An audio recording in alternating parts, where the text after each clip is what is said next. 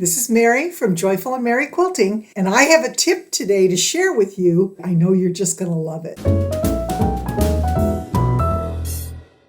Usually when I press seams, I press to the darker fabric. This one to this fabric, this one to this fabric, towards the darker fabric. There are occasions, however, when the intersections of a particular block, in this case a 4-patch, is very bulky when we've pressed the seams to the side. And in that case, I would press my seams open. Now, in order to press them open, first of all, you can use your fingers, you can slide it along and press, but this gets really hot.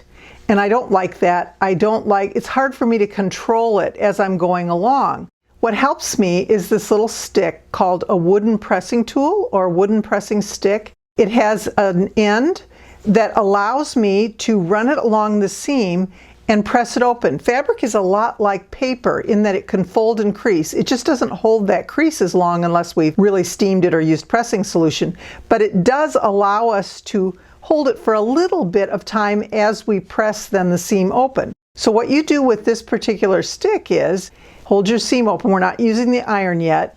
And we're just going to go along that seam and press it open with the stick. Same thing, it works as a great finger press as well. If you don't have your iron close by and you just want to use this to press your seams in either direction, it works there as well. So you can see it's still wanting to fold back. Then we take our iron and we follow the pressing stick with our iron. Make sure that that little intersection right there is open, nicely opened, and we press all the way to the end. Now again, it still may want to open a little bit. We're going to take our pressing solution and then just place the iron on it to flatten that seam out. We're just waiting. We don't need to run it back and forth. We're just waiting until it dries.